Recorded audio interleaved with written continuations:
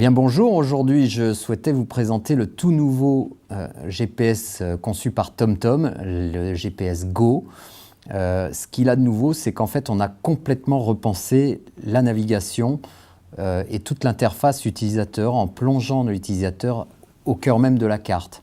Donc beaucoup de choses nouvelles dans ce GPS et dans la façon d'appréhender le produit. En particulier, on n'a plus une entrée par le menu, on va directement dans la carte chercher les informations que l'on souhaite obtenir et directement pouvoir naviguer à partir de la carte.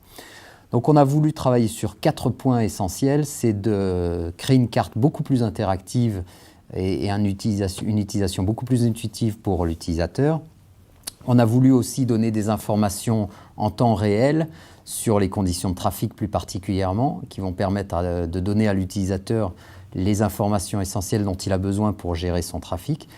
On a beaucoup aussi travaillé sur la fiabilité de l'information et de la carte.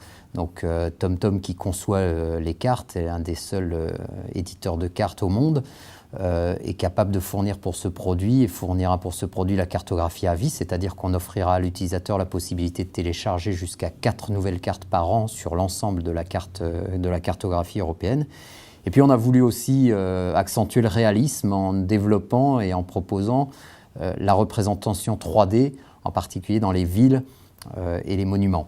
Donc vous voyez la représentation 3D des villes dont je parlais, qui permettent d'avoir non seulement un confort visuel, mais surtout aussi d'avoir de nouveaux repères. Je ne me repère plus non seulement par rapport aux rues, mais je peux me repérer par rapport aux bâtiments, ce qui quand même facilite les prises de repères en ville.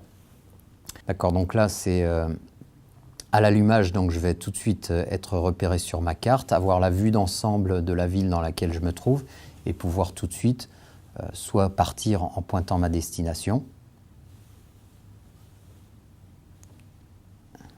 Et tout de suite, j'ai la vue d'ensemble de mon parcours qui s'affiche. Il y a la recherche du parcours le plus rapide parce que TomTom proposera toujours le parcours le plus rapide en fonction de la route et des conditions de trafic. Il a calculé mon parcours. J'ai plus qu'à partir. Dès que la voiture va se mettre en route, je vais passer immédiatement en mode vue 3D. Je peux accéder au menu ici, un menu très simplifié, très épuré, puisque comme je le disais, la plupart des interactions se font directement sur la carte, où je vais pouvoir accéder à l'ensemble de mes recherches, de mes adresses, des parkings sur mon parcours ou à destination, ou encore des services, stations-service, pour rechercher, toujours très simplement, une recherche intuitive avec, qui débute dès les premières lettres tapées. Je n'ai plus à taper d'abord la ville, puis le nom de la rue, puis le numéro. Je peux taper directement le point que je suis en train de chercher. Si je cherche l'aéroport Charles de Gaulle, je pense qu'il faut qu'il charge, soit les avenues Charles de Gaulle qui se situent à proximité, soit les points d'intérêt à proximité.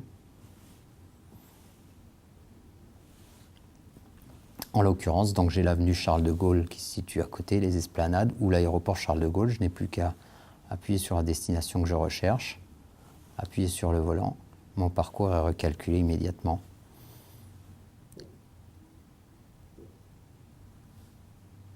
Avec les incidents de parcours, en l'occurrence des travaux sur mon parcours.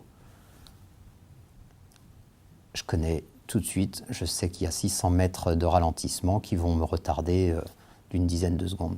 Donc les informations trafic en temps réel qui s'affichent dans la barre de route latérale de mon GPS, où je vais avoir toutes les informations et les incidents qui peuvent se produire sur mon parcours. Ce sont évidemment les infos trafic dont j'ai parlé, mais ça peut être aussi les zones de danger qui vont se présenter sur mon parcours et où je vais être incité à ralentir en présence d'un danger, soit un danger fixe sur une portion de route particulièrement dangereuse, soit un danger mobile qui a été reporté par les autres utilisateurs de la communauté et qui vont m'être indiqués en temps réel par les utilisateurs.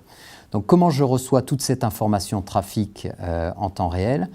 Je la reçois soit sur les modèles haut de gamme de la série par une puce directement intégrée dans le GPS, soit sur les modèles de milieu de gamme où je vais avoir je vais utiliser la connectivité de mon smartphone en reliant le GPS au smartphone via la connectivité Bluetooth. Et je vais profiter du service data de mon smartphone pour avoir l'information sur mon GPS. Vous retrouverez toutes les informations, si vous voulez plus de détails, et l'ensemble des nouvelles fonctionnalités que propose le TomTom Go sur notre site www.tomtom.com.